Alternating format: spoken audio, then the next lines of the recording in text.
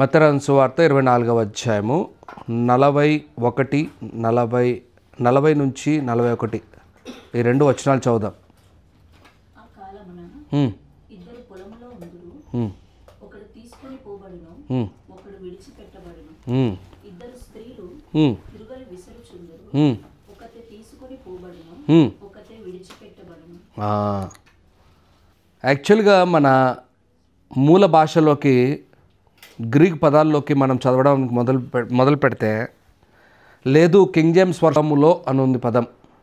ఇద్దరు పొలములో ఉన్నారు, ఒకరు ఎత్తబడ్డారు, ఒకరు విరవబడ్డారు. కింగ్ జేమ్స్ వర్షన్లో రాయబడిన మాట చెప్తున్నాను. ఇద్దరు తిరగలి విసురుతూ ఉన్నారు, ఒకరు ఎత్తబడ్డారు, ఒకరు విరవబడ్డారు. కింగ్ జేమ్స్ వర్షన్లో కూడా అక్కడ పురుషుడు ఉన్నాడని ఇక్కడ స్త్రీ ఉందని ఎక్కడ సంబోధన చేయలేదు.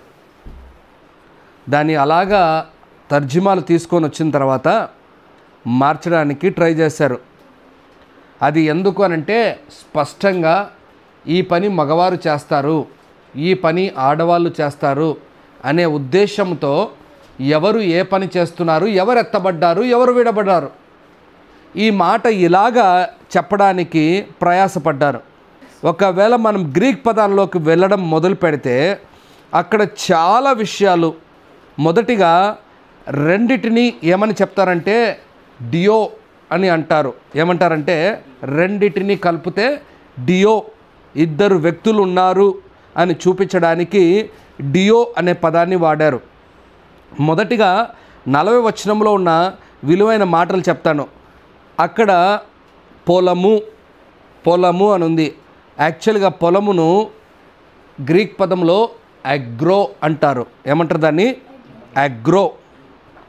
అగ్రో అని ఎందుకు అంటారో కూడా నేను నీకు చాలా విషయాలు చెప్తాను. ఆ తర్వాత అక్కడ ఎత్తబడిన వారు ఎవరు అనంటే వాళ్ళ పదాలు ఎత్తబడిన వారు ఈజ్ టేకెన్. వాళ్ళని ఏమని అంటారంటే పారాలబీషియా అని అంటారు గ్రీక్ పదంలో. ఈ పదాలు ఏంటో, దీని విలువ ఏంటో మీకు చాలా చక్కగా చెప్తాను. మీకు ఈ వాక్యం చదివే ప్రతిసారి మీ ఆలోచన మారుతుంది. మీరు ఈ మాట అర్థం చేసుకొని ఇంకా దేవునికి దగ్గర అవుతారనే ఉద్దేశంతో ఈ దేవుడు ఈ విషయాలు మీకు తెలియజేయబోతున్నాడు. అక్కడ విడవబడినారు అనే పదము యాక్చువల్గా అఫీతియా.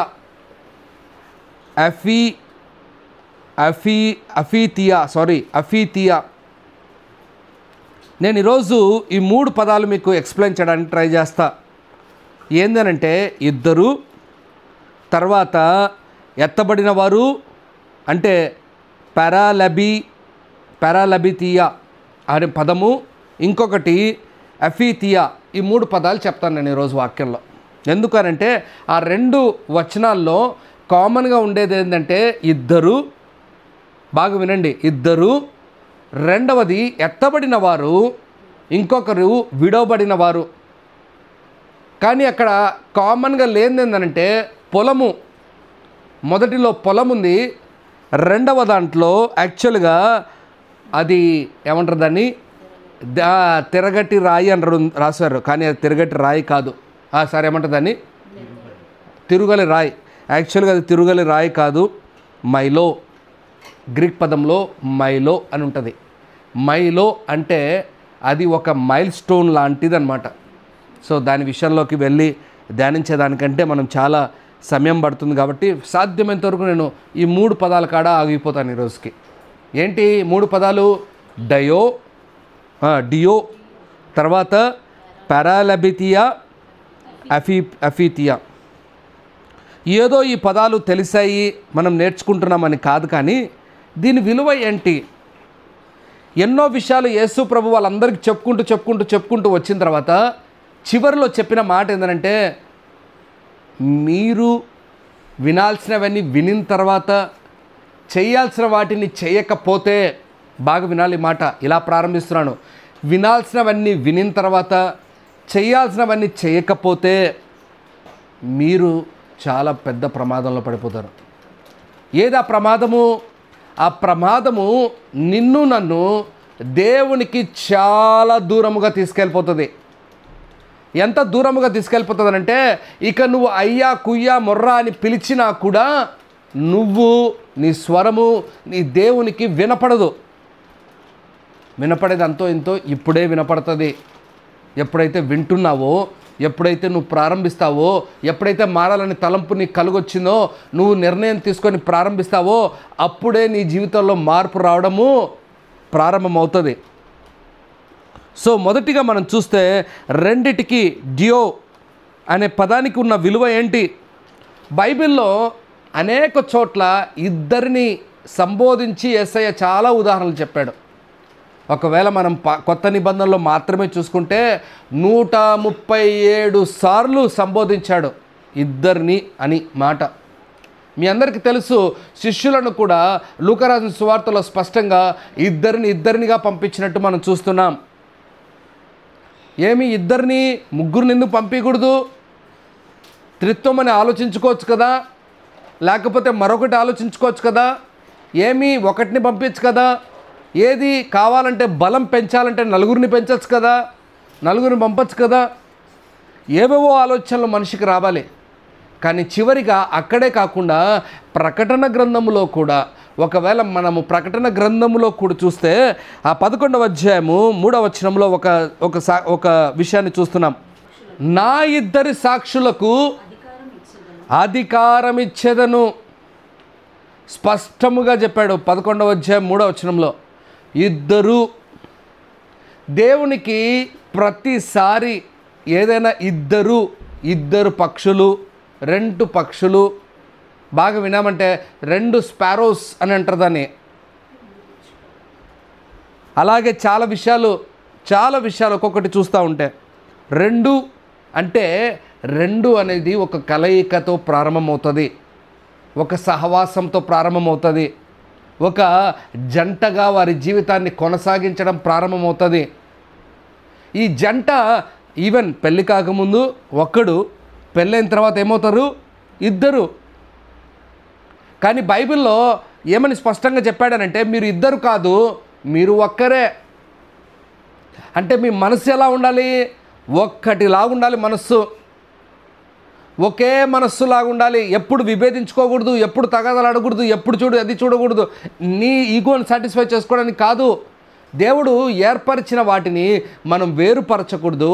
దేవుడు సహవాసంలాగా తీసుకొని వచ్చి, మొదటి సహవాసం ప్రారంభం ఎప్పుడవుతుంది? ఒక్కరు వస్తే. 1 person with another person start అవుతాయి relation. It starts a relation and ఈ కమ్యూనిటీ అండ్ ఇట్స్ యూనిటీ. ఆ 3 రిలేషన్స్ని తీసుకొని వస్తుంది. అప్పుడప్పుడు అంటూ ఉంటాం, నేను బాగా ప్రేమించేవాడు 10 మంది లేకపోయినా ఒక్కడున్నా చాలు. ఎందుకు? నీ పక్కన నిన్ను ఓదార్చువాడు, నిన్ను అర్థం చేసుకునేవాడు ఒక్కడుంటే చాలు. సాక్ష్యం ఎందుకు? ఇద్దరు అనంటే అది జతగా కనపడతా ఉంది, దేవుని సహవాసంగా కనపడతా ఉంది, దేవుని మహిమపరిచే సహవాసంగా కనపడతా ఉంది. ఈ 3 విషయాలు మీరు బాగా అర్థం చేసుకోవాలి. అందుకే దేవుడు ఇద్దరు లేక ముగ్గురు అనే ప్రారంభించాడు. నేను అప్పుడప్పుడు ఈ మాట వింటున్నప్పుడు అంతా చాలా ఆనందపడుతూ ఉంటాను. ఎందుకు తెలుసా? ఒకవేళ దేవుడు 10 మంది అని అంటే అది చాలా కష్టమైపోయాడేమో. దేవుడు ఒకవేళ 1000 మంది అని అంటే చాలా కష్టమైపోయాడేమో. నా మాటలు అర్థమవుతున్నాయి మీకు? ఒక్కడు కాదు, ఇద్దరు. నిజంగా ఈ సంఘం కూడా ఇద్దరితోనే ప్రారంభించబడింది. అందులో మొదటి వాడిని నేను, రెండవది నా భార్య. జతగా ఉండడం దేవునికి ఇష్టం. ఏమిష్టం దేవునికి? జతగా ఉండడం ఇష్టం దేవునికి. మనం అందుకే జతగా దేవుని దగ్గర కనపరుచుకోవాలి, మన జీవితాలు ఉండాలి, కలిసిపోవాలి, మనం ఐక్యతలోకి రావాలి అనే చాలా విషయాలు విన్నారు. ఒకరోజు మీరు ఐక్యత మనోహరం అనే పదం కూడా మీరు విన్నారు. ఇది యాక్చువల్గా ఇద్దరిని కలపడానికి గల కారణం ఏంటంటే టు స్టార్ట్ ఏ మిషన్. మనం పౌలు గారిని చూస్తే ముందు పౌలు గారు, బర్నబా ఇద్దరు కలిసి ఒక మిషన్లోకి వెళ్ళారు.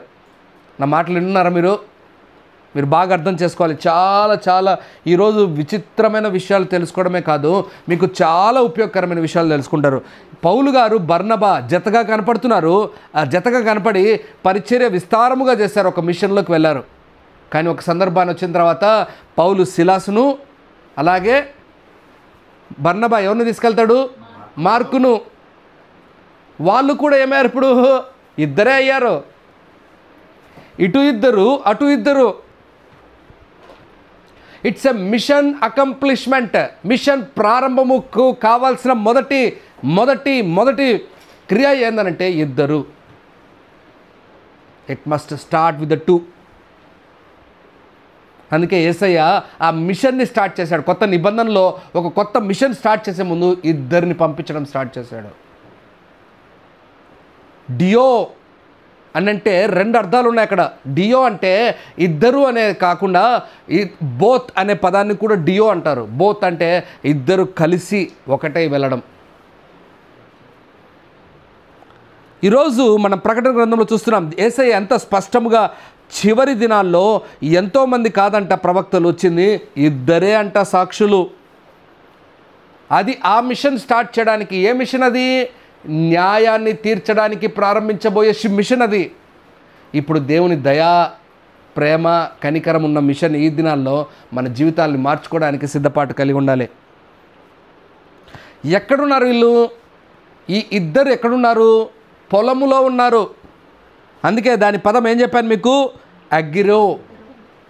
AGRO, agro. పొలంలో పని చేసేవారు వీళ్ళు. పొలంలో నిద్రపోవడానికి ఎవరు పోరు, అవునా? పొలంలో ఎవరు వెళ్తారు? పని చేసేవారే వెళ్తారు. అసలు మనం పాత నిబంధనలు చూసినా కొత్త నిబంధనలు చూసినా దేవుడు ఎక్కడ పని రాని, అంటే పనికి మేము పని చెయ్యము అనుకున్న వాడిని ఎప్పుడు వాడుకోలే దేవుడు. మీరు బాగా పాత నిబంధన చదవండి, కొత్త నిబంధన చదవండి.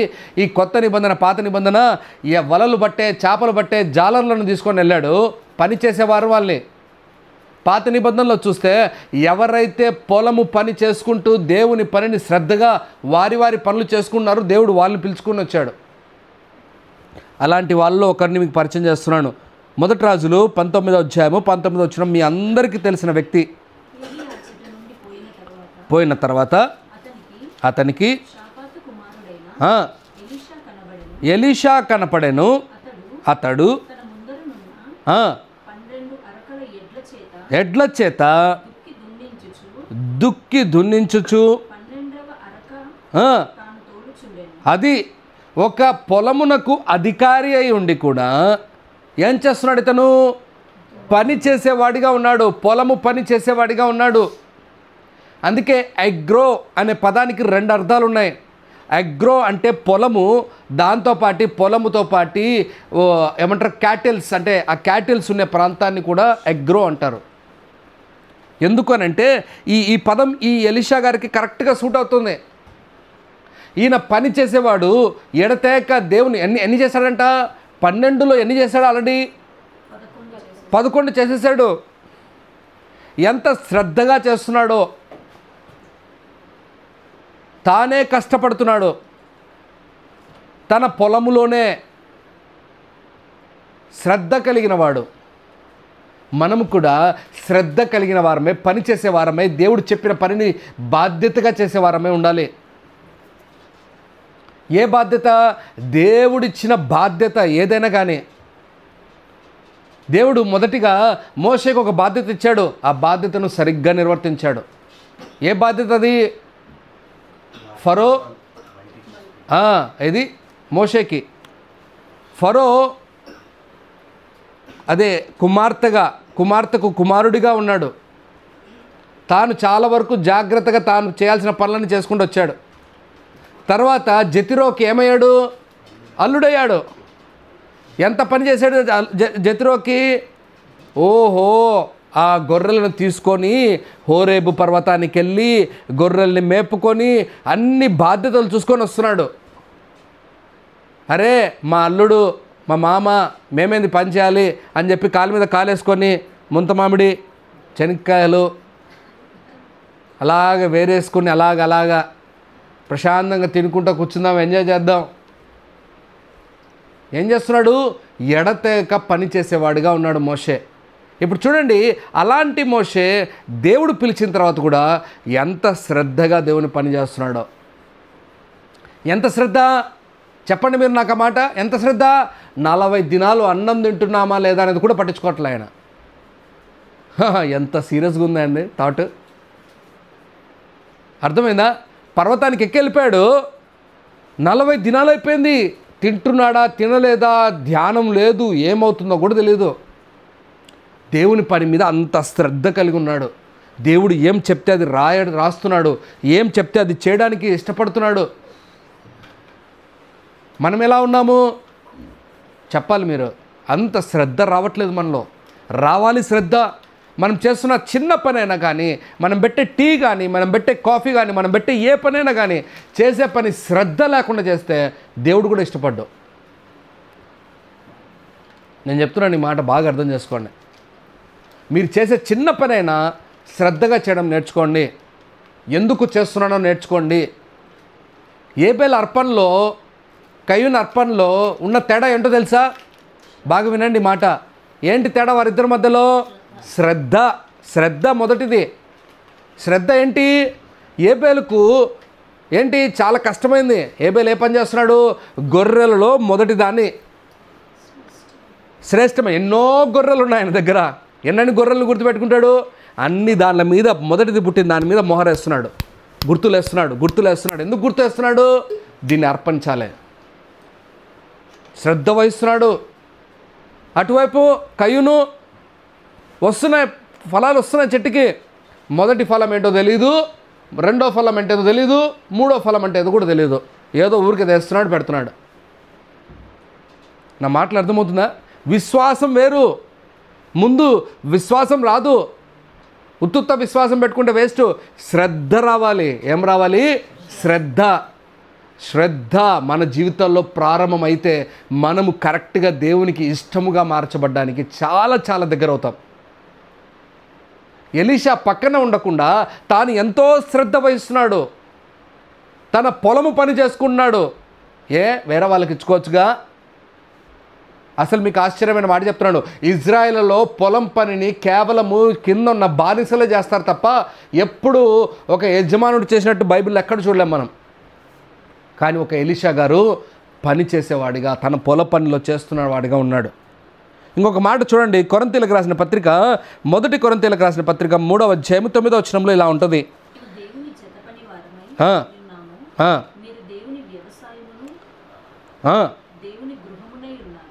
దేవుని జత పనివారమై ఉన్నాము.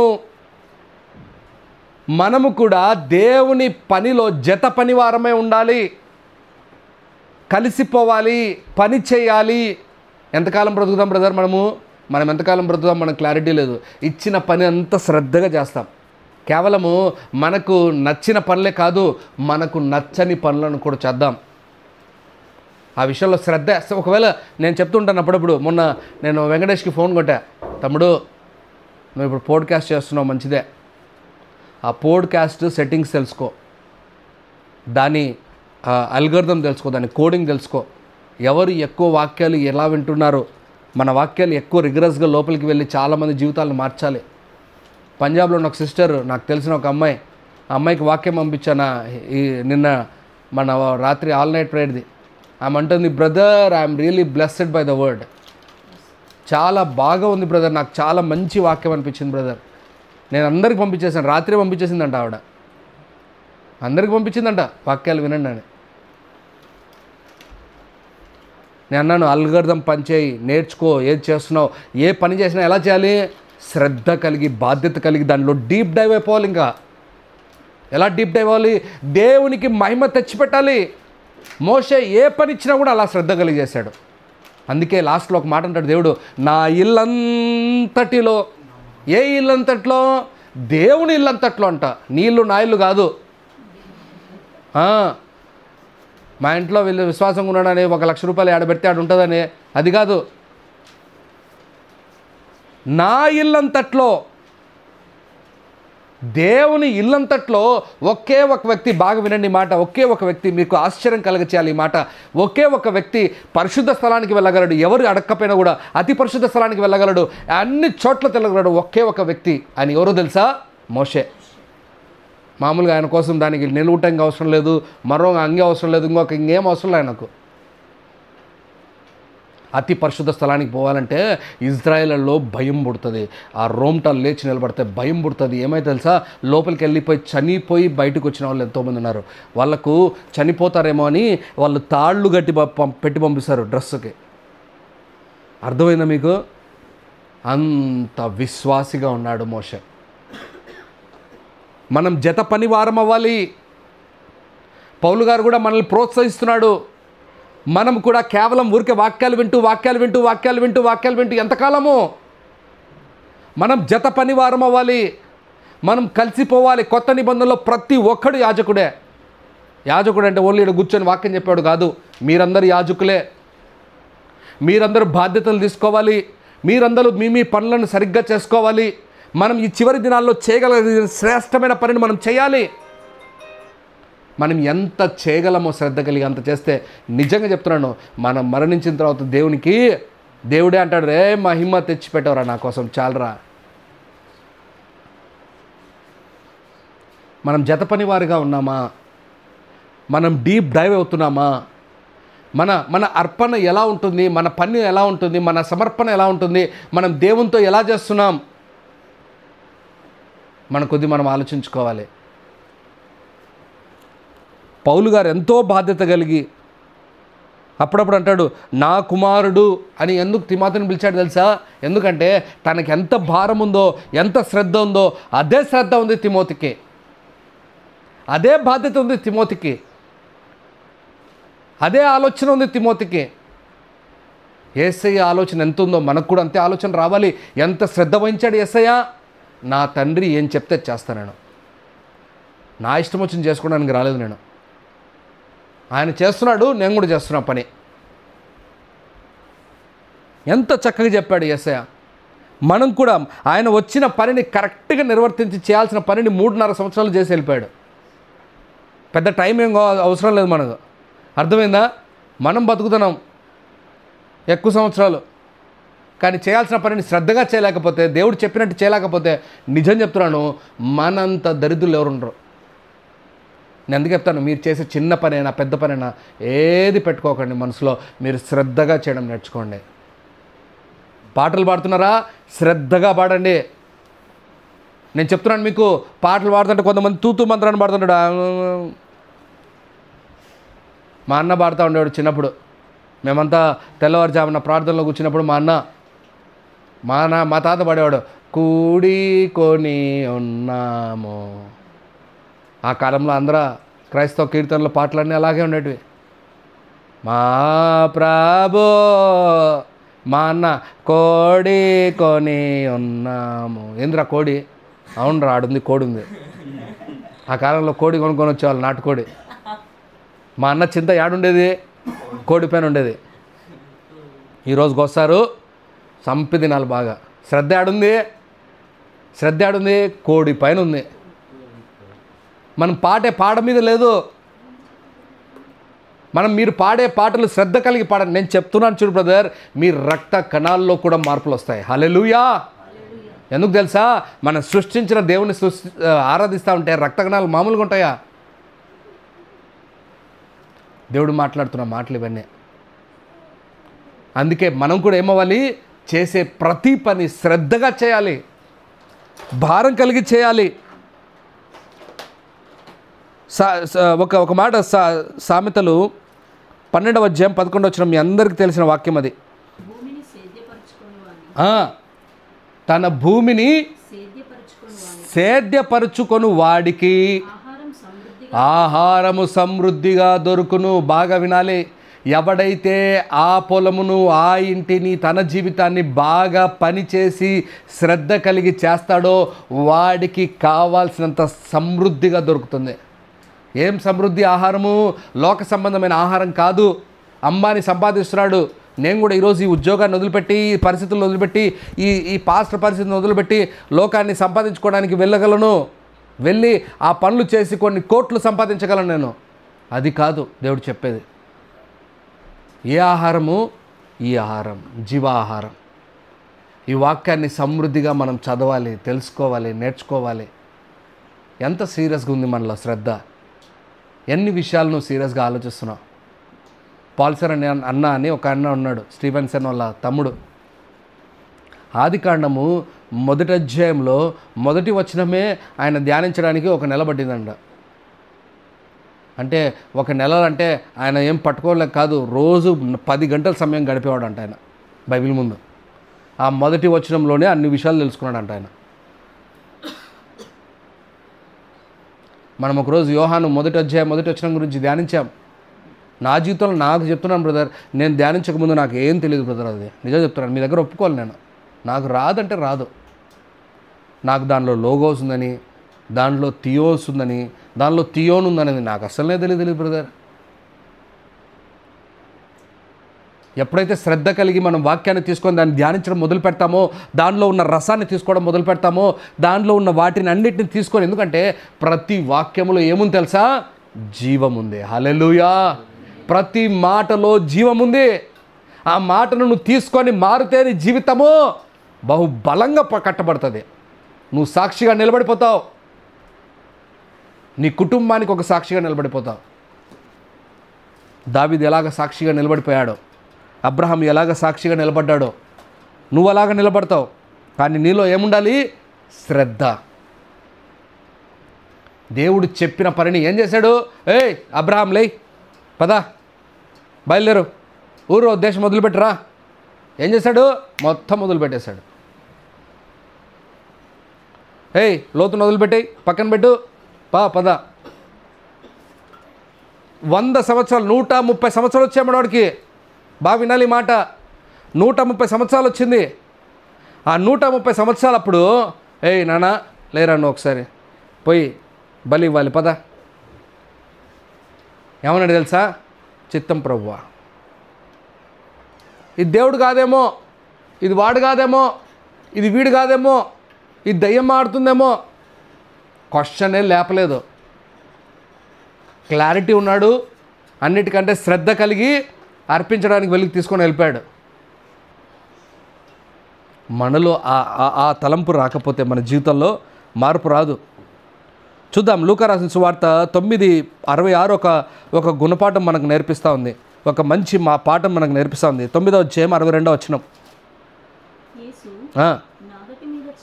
నాగటి మీద చేయి పెట్టి వెనుక తట్టు చూచువాడు ఎవడును పాత్రుడు కాడు కాడు కాడు కాడు. దేవుని రాజ్యానికి వాడు అర్హుడు కాదు. ఎవడు వాడు? నాగటి మీద చెయ్యి పెట్టి వెనక తట్టు తిరుగువాడు. నాగటి పైన చెయ్యి ఎందుకు పెడతారు? నాగటి దేనికి ఉపయోగపడుతుంది? పొలము దున్నపడ్డానికి, పొలము బాగు చేయడానికి, అది గింజలు పడ్డానికి అది బాగు చేసుకోవాలి. అది సదరము ఉన్న ప్రాంతాలు, సదరం లేని ప్రాంతాన్ని ఒక లెవెల్లోకి తీసుకొని వస్తుంది. అది ఆ నాగటి మీద చెయ్యి పెట్టి నేను బాగు చేసుకుంటానని నా జీవితాన్ని అనుకొని వెనక్కి తిరిగిన వాడు అర్హుడు కాదంట. వాడేం పెద్ద పాపం చేయలా, వాడేం వ్యభిచారం చేయలా, వాడు ఎవరితో బూతులు కూడా మాట్లాడలేదు, వాడు ఎవరితో అబద్ధాలు కూడా మాట్లాడలేదు. మనం కూడా అర్థం చేసుకోవాలి. మనము కూడా పని చేసే వారముగా ఉండాలి. మనము కూడా మన జీవితాన్ని దున్నే వారముగా ఉండాలి. ఎవరి జీవితాన్ని దున్నాలి? పక్కనోని జీవితం కాదు దున్నాల్సింది. నువ్వు పక్కనోడి జీవితం కాదు దున్నాల్సిందే. నీ జీవితాన్ని నువ్వు దున్నాలి, నా జీవితాన్ని నేను దున్నాలి. అందుకే యాకోబు రాసిన పత్రిక 1వ అధ్యాయం 22లో అంటది, కేవలం వినువారు కాదు, వాక్యము చదువమాట. 1వ అధ్యాయము 22. మీరు వినువారు మాత్రమే ఉండి మోసపుచ్చుకొనకండి. మీకు చాలా ఈ మాట చెప్పాలి. మీరు కేవలం వాక్యం విని వెళ్ళేవారే. ప్రతిసారి మీరు ఆన్లైన్లో వాక్యాలు వింటున్నారు, చాలామంది వాక్యాలు వింటున్నారు. కేవలం వినేవారైతే మాత్రం మిమ్మల్ని మీరే మోసం చేసుకున్నారు. అది ఆ వాక్యం. మిమ్మల్ని మీరే మోసం చేసుకున్నారు. పక్కనుండి మోసం చేస్తే బాగుంటుంది బ్రదర్. ఏదన్నా మజా వస్తుంది. మనల్ని మనమే మోసం చేసుకుంటే ఏమొస్తుంది? అర్థమైందా మీకు నేను చెప్పేది? పక్కనుండి మోసం చేసి కొట్టేవరా వాడికి దెబ్బ, అది వేరు. మిమ్మల్ని మీరే మోసం చేసుకుంటూ ఏం చలి చదువుమా మీరు వినువారు మాత్రమే ఉండి కొనకుండా అది ప్రవర్తించువారే. ఇంప్లిమెంట్ చేయండి, పర్లేదు. ఎవడేమనుకున్నా పర్వాలేదు. ఎవడేమనుకుంటాడా, ఎవడేం బాధపడతాడా, అవన్నీ పక్కన పెట్టండి. మనకి ఎవరితో సంబంధం లేదు. మనకు ఎవరితో సంబంధం లేదు. మనకు దేవుని వాక్యంతో సంబంధం. నేను అందుకే అంటాను, మన స్వభావాలు విడిచిపెట్టి ఈ రోజు నుంచి మనం జత పని వారముగా ఉండడం నేర్చుకోవాలి. దేవుని మిషన్లో ఉండే వారముగా ఉండాలి. నేను చెప్తున్నాను, బ్రతికే కొద్ది కాలానికి మన ఆలోచనలు పక్కన పెట్టి మనము నిజముగా డియో అవ్వాలి. ఏమవ్వాలి? డియో. మనం కలిసి పనిచేసే వారముగా అయిపోవాలి. మన స్వభావాలు ఎన్నైనా ఉండొచ్చు, అవన్నీ పక్కన పెట్టేయాలి. దేవుడు చెప్తున్న మాటలు ఈరోజు మొదటి మాటలో, నేను ఇంకా త్వరగా రెండో మాటలోకి రావాలి. పారాలెబెటినియా. ఏంటి పారాలెబెటినియా అంటే? బాగా వినాలి. దీన్ని ఇంకా కొంచెం సరళంగా అర్థం కావాలి అని అంటే పారాలెబోనో. పారా అంటే ఏంటి? పారా అంటే క్లోజ్ అలాంగ్ సైడ్, చాలా దగ్గరికి చేర్చబడుట. లెబానో అని అంటే ఏంటనంటే అగ్రెసివ్లీ టేకన్, అంటే చాలా ఆవేశంతో తీసుకొని వెళ్ళిపోతాడు. ఈ రెండు పదాలు కలిసి ఉన్న పదమే లెబానో. ఎందుకు ఈ పదం వాడాడు అక్కడ? పారా అంటే ఏంటంటే ఫ్రమ్ క్లోజ్ అలాంగ్ సైడ్, చాలా దగ్గరికి అవ్వాలి మనం. ఎందుకు ఇద్దరు అవుతున్నారు? ఒక్కడిగా ఉన్నవాడు నువ్వు, అలోన్గా ఉంటున్నావు నువ్వు, ఒంటరి వాడివైన నీవు ఎందుకు ఇప్పుడు ఇద్దరు అయ్యావు అని అంటే చాలా దగ్గరికి కావాలి. ఏమవ్వాలి? చాలా దగ్గరికి అవ్వాలి. ఎవరి దగ్గరికి? దేవునికి దగ్గర అవ్వాలి. లోకానికి కాదు, దగ్గర అవ్వాల్సిందే. నేను అందుకే అంటాను, మీరు ఎన్ని సంవత్సరాల నుంచి వాక్యాలు విన్నారు? మీరు ఎన్ని సంవత్సరాల నుంచి వాక్యాలు విని ఎంతగా ప్రభావమయ్యారు, ఎంత దగ్గర అయ్యారు? మిమ్మల్ని మీరే చెక్ చేసుకోండి. వాక్యాలు వింటున్నాం పోతున్నాం. ఆన్లైన్లో కూడా వాక్యాలు వచ్చినాయి, సమృద్ధిగా వచ్చాయి. ఈరోజు వాక్యాల్లో మీకు యూట్యూబ్లో దొరకని వాక్యాలు కాదు, మీకు లైవ్లు దొరకనివి కాదు, మీకు ఫ్రీగా లైవ్లు దొరుకుతున్నాయి కొన్ని చోట్ల. వాడు అన్ని భాషల్లో మాడుతున్నాడు, వాడు ఫ్రీగా రెడీగా ఉన్నాడు బ్రదర్. 24 hours by 7 అంట. 24/7 వాడు టంగ్స్లో మాడుతుంటాడంట. నువ్వు కూడా కావాలంటే కనెక్ట్ అవ్వచ్చు. వాడు మాట్లాడిన ఒక 24 గంటలది అదే వీడియో రెండోసారి లైవ్లో పెట్టేసి దాన్ని రన్ చేస్తూ ఉన్నాడు. ఎంత దుర్మార్గుడు వాడు. బయటికి మాత్రం ఏం చెప్తారు తెలుసా? 24/7 టంగ్ స్పీకింగ్. దేవుడు వీళ్ళందరూ నాలుకలను కోస్తాడు ఖచ్చితంగా చెప్తున్నాను నేను. నిజం చెప్తున్నాను, చాలా బాధకరం ఇది. వింటే చాలా బాధ వేస్తుంది. దేవునికి దగ్గర అవ్వాలి. చూడండి ఆ మాట, యోహాను రాసిన సువార్త 8వ అధ్యాయము 29వ వచనం. నన్ను పంపినవాడు నాకు తోడై ఉన్నాడు. బాగా అర్థం చేసుకోండి. యేసయ్యనే ఈ స్టేట్మెంట్ ఇచ్చాడు. ఇంకా మనమే ఎలా ఇవ్వాలి స్టేట్మెంట్? మన దేవుడు మనకు తోడై ఉన్నాడు అని చెప్పగలమా మనము? ఆలోచించండి. మన దేవుడు మనకు తోడై ఉంటే మనం తప్పులు చేయకూడదు. మన దేవుడు మనకు తోడై ఉంటే మనం పాపాలు చేయకూడదు. మన దేవుడు మనకు తోడై ఉంటే చెడ్డ తలాపులు రాకూడదు. మన దేవుడు మనకు తోడై ఉంటే మన ఇష్టానుసారంగా మనం బ్రతకూడదు. మనల్ని ప్రభావితం చేసే వాళ్ళు చాలామంది ఉంటారు. ముందు నన్ను ప్రభావితం చేసింది నా తల్లి. నా తల్లి అంటే నాకు ప్రాణం. ఎన్నోసార్లు చెప్పాను మీకు ఈ మాట. నన్ను మమ్మల్ని చూసుకునే వాళ్ళు లేర్రా. ఎప్పుడైతే ఏడ్చిందో నేను అన్నాను, నా దేవుడు ఏం చెప్తే చేస్తా. నాకు తోడై ఉన్నవాడు నాకేం చెప్తే చేస్తా. ఎవరు నీకు తోడై ఉన్నవాడు? నీ దేవుడు. మరి ఆ రకంగా నువ్వు ఉంటున్నావా? ఆయన ఏం చెప్తే అది చేసేదానికి ఉన్నావు నువ్వు? యేసేనే ఈ స్టేట్మెంట్ ఇసిరాడు. ఎవరిని ఎందుకు ఇసిరాడు ఈరోజు? పెరా అంటే ఎవరికి క్లోజ్ అవుతున్నావు నువ్వు? లోకానికి క్లోజ్ అవుతున్నావా? యేసేకు క్లోజ్ అవుతున్నావా? మిమ్మల్ని మీరే చూసుకోండి. నీకు దగ్గర సమీపంగా ఉండేది ఎవరు? నీ భార్య, నీ పిల్లల, నేను చెప్తున్నాను, అవన్నీ కట్ చేసుకోవడం మంచిదే. అబ్రహాముకు ఎవరు తెలుసా? పారా ఎవరు? దేవుడు. అందుకే నాన్న కుమారుని తీసుకొని రా అంటే లేపుకొని చక్కగా వచ్చేసాడు, ఏ బాధ లేకుండా. నేను అంటాను, దేవుడే మనకు పారా అంటే మనకు దగ్గరున్నవాడైతే మనం ప్రతి పనిని కరెక్ట్గా చేస్తాం. నా మాటలు అర్థమవుతున్నాయి మీకు అందరికీ? దేవుడు కాకుండా వేరేవి ఏమైనా దగ్గర అవుతే ప్రయోజనం లేదు. అందుకే యేసయ్య ఏమన్నాడు? నా నిమిత్తము నీ తల్లిని, నీ తండ్రిని, నీ భార్యను, సమస్తాన్ని, నా భార్య కూడా ఇదే చెప్తాను, నేను కాదు నువ్వు ఉండాల్సిందే దగ్గర, నా దేవుడు ఉండాలి నీ దగ్గర. I'm not the first person to you. నా భార్యకు కూడా నేను ఫస్ట్ పర్సన్ కాదు, నా భార్యకు ఫస్ట్ పర్సన్ నా దేవుడు. మరి నీకు? నా భార్య విషయంలోనే ఈ స్టేట్మెంట్ ఇస్తున్నాను నేను. మరి మీకు? అందుకే మీరు దేవునికి సమీపం అవ్వాలి, చాలా క్లోజ్ అవ్వాలి. ప్రతి ఆదివారం ఒక పునరుత్థాన దినం, మనం ఇంకా దగ్గరికి క్లోజ్ అవ్వాలి.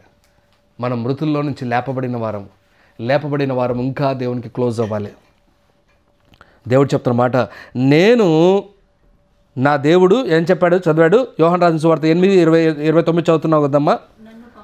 నన్ను పంపినవాడు నాకు తోడే ఉన్నాడు, ఆయనకిష్టమైన కార్యము అది నేను ఎల్లప్పుడూ చేసేదను. ఇది చాలా శ్రేష్టమైన మాట. నాకు తెలిసి ఇది ఒక వాగ్దానంగా మనం వాడుకోవడం మంచిది. మనం దీన్ని వాగ్దానంగా వాడుకోవాలి. వాగ్దానం అంటే ఏంటి? మనం ఆయనకు దగ్గర ఉంటే ఆయన ఇష్టమైన పని మనం చేస్తూ ఉండాలి. ఇంకా లోకకు ఇష్టమైన పని కాదు. బ్రదర్ నేను చెప్తున్నాను, లోకకి ఇష్టానికి మీరు బ్రతకండి బ్రదర్, వేస్ట్ ఆ లోకం. నీకు ఈరోజు బాగా అంటుంది, రేపు సూపర్ అంటుంది, రేపు థూ అంటుంది. చూసాం కదా మనము. నిన్న వాక్యంలో కూడా యూదా చెప్తున్నాడు, ఎలా ఉంది? చాలా చక్కగా బలిచ్చాడు. కయ్యూను, బిలాము, కోరా, మూడు ఆ డెస్టినేషన్స్ బలిచ్చాడు, పాయింట్స్. ఎలాంటి? అది కూడా అది స్వభావాలను కూడా యాడ్ చేశాడు. కయ్యూను లాంటి అర్పణ మనం నిజంగా అర్థం చేసుకోవాలి, మన జీవితాలు మారాలి. చూడండి ఆ మాట యోహాను రాసిన సువార్త 14:18 ఏమనుంది చూడండి.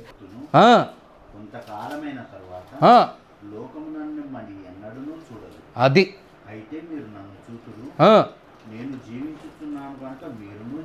అది నిన్ను నేను అనాథగా వదిలిపెట్టను అని చెప్పిన దేవునికి మనం ఎందుకు బాధపడాలి? మనం అనాథలు అయిపోకూడదు, నువ్వు ఒంటరివాడు అయిపోవద్దు. దేవుడు ఏమన్నాడు తెలుసా? నేనున్నాను నీతో, నేనుంటాను జతవాణిగా, నిన్ను నేను విడిచిపెట్టను. కేవలం నేను చెప్పినట్టు నువ్వు సీరియస్గా చేస్తూ ఉండంతే. ఎవడు ఎలా ఉన్నాడో కాదు, నువ్వు దేవుడు చెప్పినట్టు చెయ్యి, అంతే ఇంప్లిమెంట్ చేయి. బాధ అయినా పర్వాలేదు, ఎదురు ఇబ్బంది అయినా పర్వాలేదు, అది చేయలేకనే కదా చాలామంది అనాథగా వదిలిపెట్టాడంట నిన్ను. ఎంత చక్కటి మాట. నా తండ్రి నన్ను విడిచిపెట్టలేదు. ఏ తండ్రి? యేసే తండ్రి. ఆయన నన్ను విడిచిపెట్టలేదు, నేను మిమ్మల్ని విడిచిపెట్టాను, నేను మీతో ఉంటా. అందరికీ నేను కనపడకపోవచ్చు, నేను మీకు కనపడతా. ఆ మాట అన్నాడు అక్కడ, మాట స్పష్టంగా. అందరికీ నేను కనపడకపోవచ్చు, కొంతకాలం తర్వాత నేను కనపడకపోవచ్చు, కానీ మీకు మాత్రము మీరు నన్ను చూతురు. అది మీరు జీవించుచున్నారు, నేను జీవిస్తున్నాను, నేనుంటాను మీతో. బాధపడద్దు, భయపడద్దు. మనం ఆయన పైన ఆనుకోవాలి, ఆయన చెప్పినట్టు జీవించాలి, ఆయన చెప్పినట్టు బ్రతకాలి, ఆయన చెప్పినట్టు అడుగులు వేసుకుంటూ ముందుకెళ్ళాలి. ఆయన అంటాడు, శబాష్ నా బిడ్డ, నువ్వు వెలుగ్గా మార్చబడు, నీ కుటుంబం అంతా దేవుడు వెలుగ్గా మారుస్తాడు. హల్లెలూయా. నేను చెప్తున్నా, సవాలు ఇస్త్రీ చెప్తున్నా. మనం ఎప్పుడైతే దేవుళ్ళ మనం కట్టబడ్డం మొదలు పెడతామో, మనం ఎప్పుడైతే అనాథగా ఉండకుండా దేవునితో సంబంధం కలిగి ఉంటామో, మన కుటుంబాన్ని దేవుడు మారుస్తాడు. మొదటి యోహాను రాసిన సువార్త 2:27 ఏంటి దీని అర్థం ఏంటి? అనాథగా విడిచిపెట్టనంటే దాని అర్థం ఏంటంటే, మొదటి యోహాను 2:27 ఉన్న మాట త్వరగా చదువుదాం. అయితే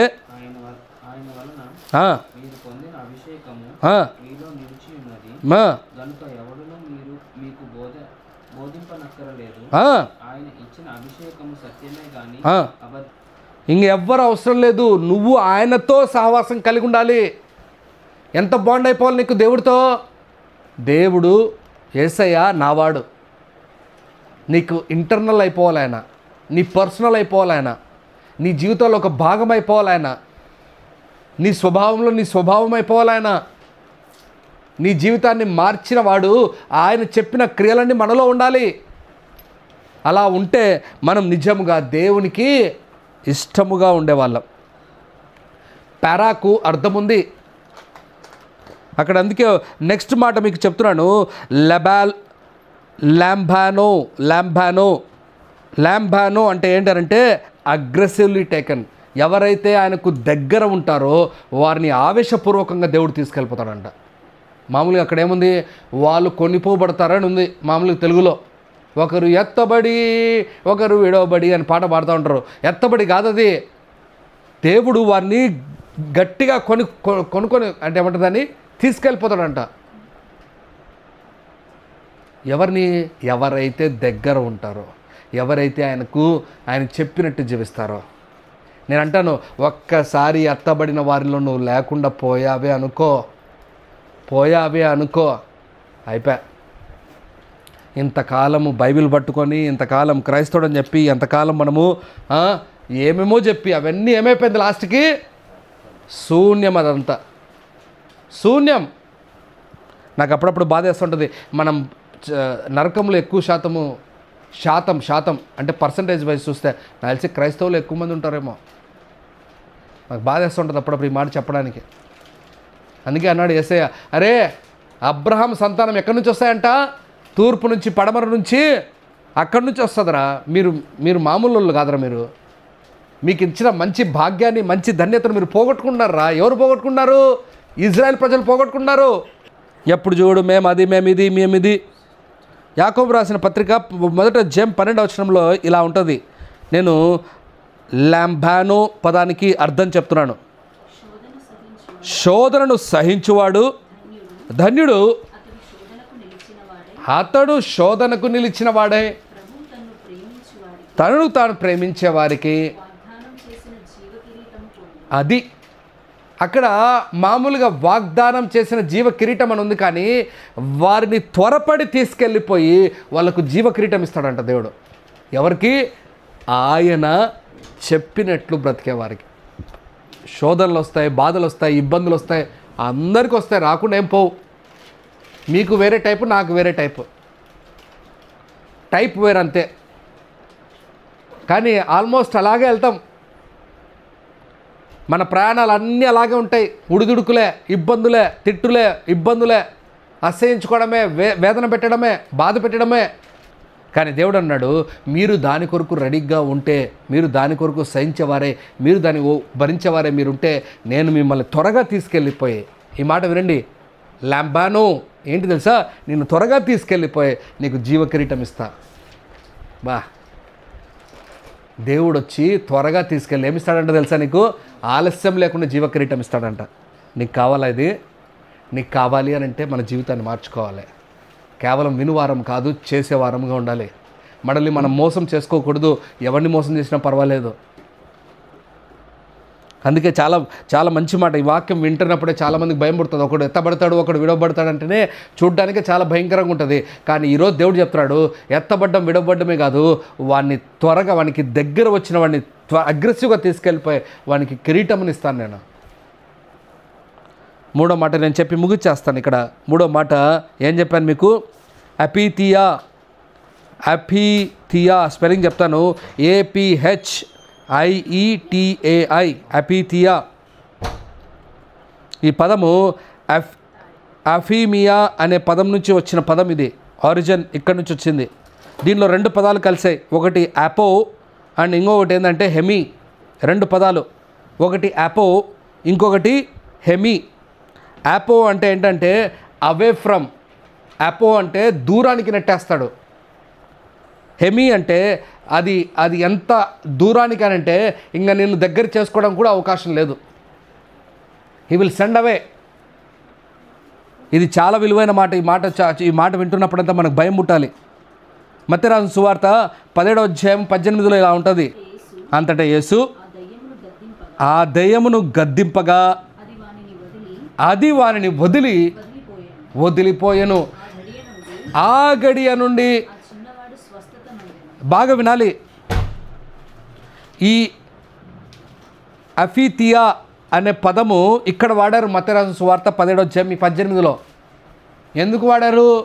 ఎప్పుడైతే యేసే గద్దించాడో ఆ దయ్యం వాడిని ఏమైందంట, వదిలి వెళ్ళిపోయిందంట. మనం అక్కడ ఒకడు విడవబడి అని ఉంది. విడవబడ్డం కాదు, ఆ విడవబడ్డం కాదు. ఏమని అర్థం? దాని అర్థము వదిలిపెట్టి వెళ్ళిపోయి. దేవుడు నిన్ను నన్ను వదిలిపెట్టాడే అనుకో, ఈ భూమి మీద ఉన్న భాగ్యాన్ని మనము వాడుకోవాలి. దేవుడు రాకముందే మన జీవితాలు మార్చుకోవాలి, ఆయనకు దగ్గర అవ్వాలి, మన జీవితాన్ని బాగు చేసుకోవాలి. లేదు ఆయన వదిలిపెట్టి వెళ్ళిపోయినాడే అనుకో, చీపోరా నీ పాసుగుల నువ్వు మారో పెట్టావు, ఎప్పుడురా నువ్వు మారేది అనుకొని వెళ్ళిపోయినాడే అనుకో, ఇంకా ప్రయోజనం ఉండదు.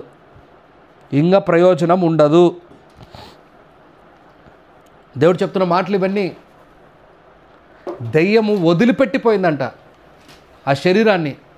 అలాగా మనము కూడా దేవుని వదిలిపెట్టి దూరంకి వెళ్ళిపోతాము. కొద్దిగా మనం ప్రయాసపడకూడదు. మారితే పూర్తిగా మారడానికి ప్రయాసపడాలి. చూడండి, హెబ్రీయులకు రాసిన పత్రిక 3వ అధ్యాయము 12వ వచనంలో మాట చూడండి. అక్కడ స్పష్టంగా, సహోదరులారా జీవము గల దేవుణ్ణి విడిచిపోవునట్టి విశ్వాసం లేని దుష్ట హృదయము మీలో ఎవని యందైనను ఒకవేళ ఉండునేమో చాలా జాగ్రత్తగా చూసుకొనడి. మీలో దుష్ట ఆలోచన వస్తుందేమో, నేను వదిలిపెట్టి వెళ్ళిపోతాను, నా ఇష్టం వచ్చినట్టు ఉంటాను, నేను ఇదైపోతాను. మీరు చాలా నష్టపోతారు అలాగుంటే. నేను అంటాను, కొట్టేవాడు ఒక్కడే ఉన్నప్పుడు, తిట్టేవాడు ఒక్కడే ఉన్నప్పుడు, చంపేవాడు కూడా ఒక్కడే ఉన్నప్పుడు మనం భయపడాలి. అందుకే ఏసేమంటాడు తెలుసా, మీ శరీరానికి నష్టాన్ని తెచ్చిపెట్టే వాళ్ళకి భయపడకండి, నీ ప్రాణాన్ని కూడా నీ శరీరంతో నరకానికి వేసేవాడికి భయపడండి. మీరు ఎవరైనా నీ దేవుడు పనిష్మెంట్ చాలా సివియర్గా, ఏదో 1 సంవత్సరం అయితే నేను కూడా పర్వాలేదు, నేను కూడా ఆలోచించి వచ్చేవాడిని. యాడికి నరకానికి సంవత్సరం అంటే 1 ఏడాది అలా వయసు వద్దాం అనుకుంటే పోవచ్చులే. ఎప్పటికి వరకు తమ్ముడు ఇది అయిపోయాక ఫినిష్ ఇంకా జీవితం ముగింపు అంతే. ఇంకా నీకు అవకాశం లేదు. నరకంలో గిల కొట్టుకుంటే బ్రతుకుతూనే ఉండాలి. అప్పుడు ఎంత బాధపడినా, ఎంత మాట్లాడుకున్నా, యేసయ్యా నన్ను రక్షించు అని చెప్పినా కూడా ఎవడో పిచ్చి మాలోకము దరిద్రమైన ఎవడో బోధకుడు నీకు చెప్పిండొచ్చేమో నువ్వు రక్షింపబడతావని. లేదు, అది కుదరదు. ఎందుకో తెలుసా, అదే దాని పదానికి అర్థము. అది బయటికి త్రోయబడి ఎక్కడో పడేశాడు. అది ఇంకా అది దగ్గర రాదు. ఇంకా అది అవకాశం లేదు. అది దగ్గర తెచ్చుకోవడానికి అవకాశం లేదు. ఏ పదం అది? నేను మీకు చెప్పింది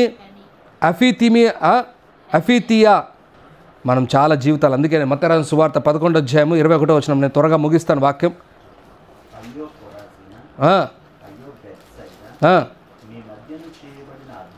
మీ మధ్యలో చేయబడిన అద్భుతములు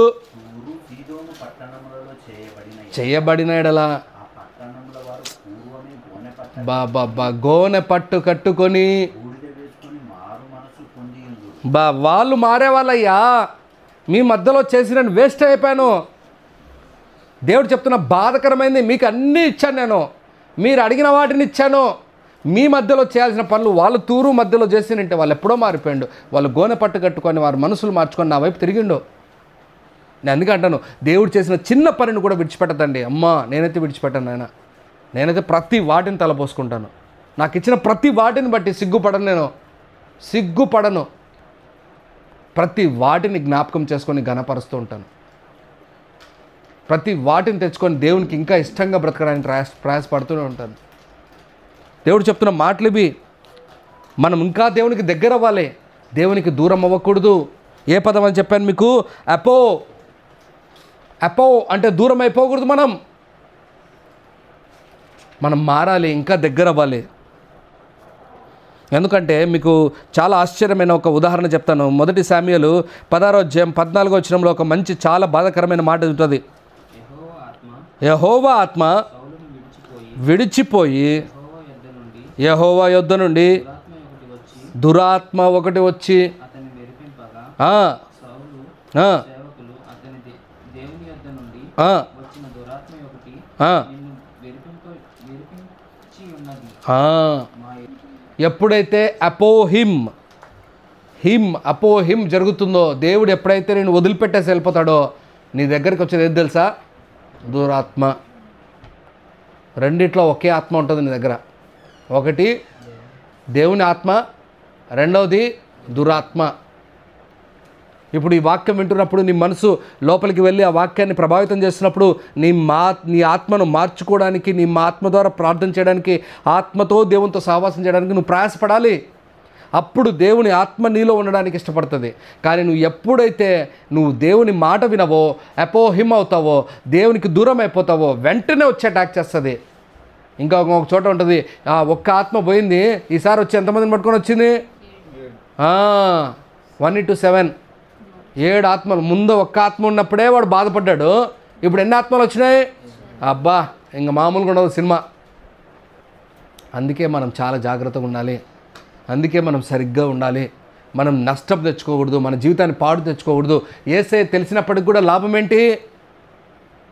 బైబిల్ తెలిసినప్పటికి కూడా లాభం ఏంటి? నాకు తెలుసు తెలుసు తెలుసు తెలుసు దేవుడు అని చెప్పి లాస్ట్కి నరకానికి పోతే ప్రయోజనం ఏంటి? చివరిగా ఒక మాట చదివేసి నేను ముగిచ్చేస్తాను. కీర్తనలు 101వ కీర్తన 4వ అధ్యాయంలో ఈ మాట ఉంటుంది. 101:4 చదువుదామా మాట. మూర్ఖ చిత్తుడు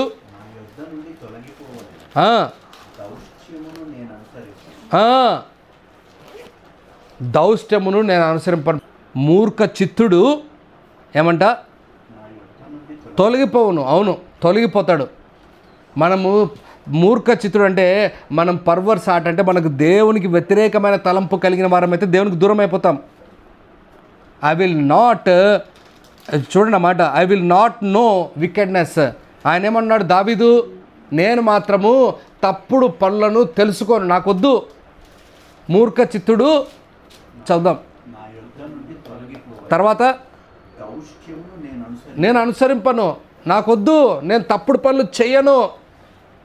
ఎవరు చెప్పినా చేయను, నేను ఏమి చెప్పినా నేను చేయను. ఈరోజు దేవుడు చెప్తున్న మాటలు మనకు అర్థం కావాలి. ఈరోజు నేను సింపుల్గా కొన్ని విషయాలు చెప్పాను, నేను కన్క్లూడ్ చేస్తున్నాను. ఫస్ట్, జత పనివారుగా ఉండడం నేర్చుకోవాలి. మన పనిలో శ్రద్ధ రావాలి, మన పనిలో ఏకత్వం రావాలి, మన పనిలో ఏకదాటిగా దేవుడు చెప్పినట్టు చేయడానికి మనసు రావాలి. ఆ డియోకి ఉన్న విలువ మీకు చాలా విషయాలు ఉదాహరణ చెప్పాను. రెండోది ఏం చెప్పాను మీకు? పారా అంటే మనం దేవునికి క్లోజ్ అవ్వాలి. పారా అంటే దగ్గరికి అవ్వడం. లెబానో అంటే ఏంటంటే అగ్రెసివ్గా తీసుకెళ్ళిపోతాడు. ఎవరైతే దగ్గరికి వస్తారో వాళ్ళని మాత్రమే చెర పట్టుకొని వెళ్ళిపోతాడు. ఎలాగైతే ఎఫెసీలకు రాసిన పత్రికలో చెరగా పట్టుకొని వెళ్ళాలంటే ఇట్స్ ఎ వెరీ అగ్రెసివ్ పని అది. ఎవరైతే కింద పాత నిబంధనకు సంబంధించిన వాళ్ళు ఉన్నారో వారందరిని ఎక్కడ తీసుకెళ్ళాడంట? యేసయ్య పరదేశకు తీసుకెళ్ళాడు. ఈరోజు దేవుడు చెప్తున్న మాట ఏం తెలుసా?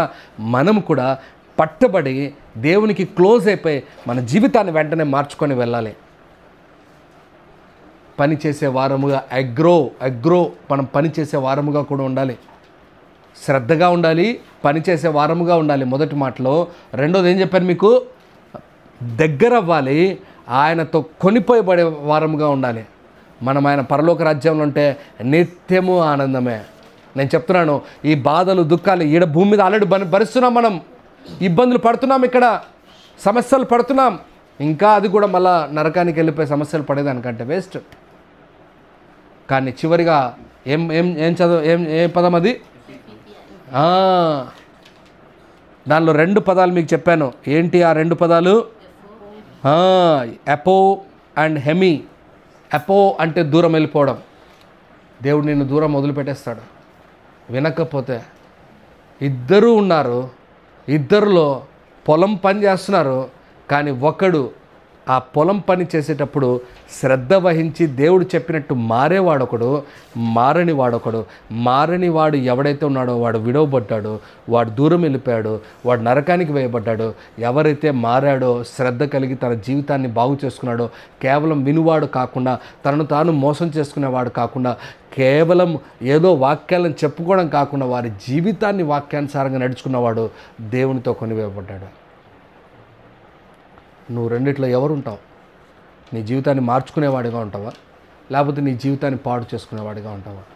నేను చెప్తున్నాను, నరకంలో చాలా బాధకరం, పరలోకంలో చాలా ఆనందకరం. ఏంటో తెలుసా? ఫస్ట్ ఈ మాట చెప్పి నేను ముగిచేస్తా. చాలా బాధకరం నరకంలో ఏంటి, చాలా ఆనందకరం నరకంలో ఏంటి? చాలా ఆనందకరం పరలోకంలో యేసయ్య, చాలా బాధకరం ఏంది తెలుసా? యేసయ్య లేకుండా పోవడం నరకంలో. ఈ మాట వ్యత్యాసం మీరు అర్థం చేసుకోవాలి. పరలోకంలో యేసయ్య మనకు చాలా సమీపంగా ఉంటాడు.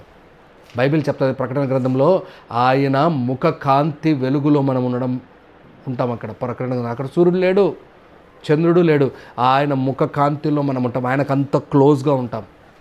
కానీ నరకంలో ఎవరు లేరు? యేసయ్య లేడు. చాలా హింస, బాధ, వేదన, ఇబ్బందులు మన కోసం ఏర్పరచబడిన బాగా వినండి మాట, చివరికి చెప్తున్నాను, మన కోసం ఏర్పరచబడిన నరకంలో నుంచి మనం దేవుని దగ్గర దయ పొంది మన జీవితాలు మార్చుకొని ఆయన దగ్గరికి కొనిపోయబడే వారముగా ఉండాలి. పారాలెబోను అనే పదంలో ఉండాలి మనం. ఆయన త్వరగా మనల్ని తీసుకెళ్ళి మనకు ముకుటమునిచ్చి ఆయన మనతో చేర్చుకొని మన దగ్గర ఉంచాలని ఇష్టపడుతున్నాడు. ఈరోజు నువ్వు ఎత్తబడేవాడిగా ఉన్నావా, లేకపోతే విడవబడేవాడిగా ఉండాలనుకుంటున్నావా? చిన్న ప్రార్థన చేద్దాం రండి.